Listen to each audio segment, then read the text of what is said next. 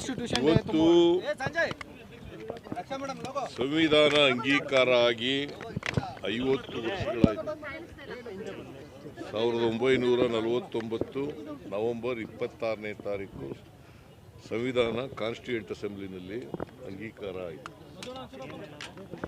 ಆ ಅಂಗೀಕಾರ ದಿನವನ್ನು ನಾವು ಸಂವಿಧಾನ ದಿನ ಅಂತೇಳಿ ಆಚರಣೆ ಮಾಡ್ತಾರೆ.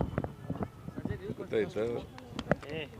ಯಾವುದೇ ಸೆಂಟ್ರಲ್ ಗೌರ್ಮೆಂಟ್ ಇರ್ಬೋದು ಅಥವಾ ರಾಜ್ಯ ಸರ್ಕಾರಗಳಿರ್ಬೋದು ಮತ್ತು ಸ್ಥಳೀಯ ಸಂಸ್ಥೆಗಳಿರ್ಬೋದು, ಅವೆಲ್ಲವೂ ಕೂಡ ಸಂವಿಧಾನದ ರೀತಿ ನಡೀಬೇಕು.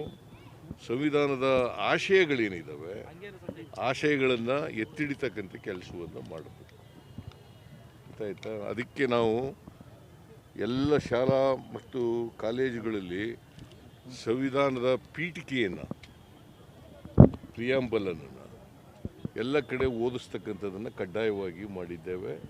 ಅದರ ಅರ್ಥ ಪ್ರತಿಯೊಬ್ಬ ಮಕ್ಕಳಿಗೂ ಕೂಡ, ಪ್ರತಿಯೊಬ್ಬ ಮಗುವಿಗೂ ಕೂಡ ಸಂವಿಧಾನದ ಪೀಠಿಕೆ ಅರ್ಥ ಆಗಬೇಕು, ಸಂವಿಧಾನದ ಆಶಯಗಳು ಅರ್ಥ ಆಗಬೇಕು, ಸಂವಿಧಾನದ ಧ್ಯೇಯೋದ್ದೇಶಗಳು ಅರ್ಥ ಆಗಬೇಕು ಅಂತೇಳಿ, ಮತ್ತು ಸಂವಿಧಾನದ ರೀತಿ ಪ್ರತಿಯೊಬ್ಬರು ಕೂಡ ನಡ್ಕೋಬೇಕು. ಮತ್ತು ಏನು ಹಕ್ಕುಗಳು ಮತ್ತು ಬಾಧ್ಯತೆಗಳನ್ನು ಕೊಟ್ಟಿದೆ ಸಂವಿಧಾನದಲ್ಲಿ, ಆ ಹಕ್ಕುಗಳನ್ನು ಚಲಾಯಿಸ್ತಕ್ಕಂಥ, ಹಕ್ಕುಗಳನ್ನು ಪಡ್ಕೊಳ್ತಕ್ಕಂಥ ಮತ್ತು ಬಾಧ್ಯತೆಗಳನ್ನು ನಿರ್ವಹಿಸ್ತಕ್ಕಂಥ ಕೆಲಸವನ್ನು ಮಾಡಬೇಕು. ಸೊ ಅದಕ್ಕೋಸ್ಕರ ಈ ಸಂವಿಧಾನ ದಿನವನ್ನು ಆಚರಣೆ ಮಾಡ್ತಾ ಇದ್ದೀವಿ. ಇದು ಒಂದು ಪವಿತ್ರವಾದಂಥ ದಿನ. What is your message to those somebody says that constitution need to be rewrite, change? Those who are against the constitution, they are telling like that. ಇತ್ತೀಚೆಗೆ ಆ ಉಡುಪಿ ಪೇಜಾವರ ಮಠದ ಸ್ವಾಮೀಜಿನೂ ಕೂಡ ಹೇಳಿದ್ದಾರೆ ಸಂವಿಧಾನ ಬದಲಾವಣೆ ಆಗಬೇಕು ಅಂತ. ಐ ಡೋಂಟ್ ನೋ, ಸಂವಿಧಾನ ಬದಲಾವಣೆ ಆಗಬಾರ್ದು ಅಂತಲೇ ನಾವೆಲ್ಲ ಹೋರಾಟ ಮಾಡ್ತಾ ಇರ್ತಕ್ಕಂಥದ್ದು.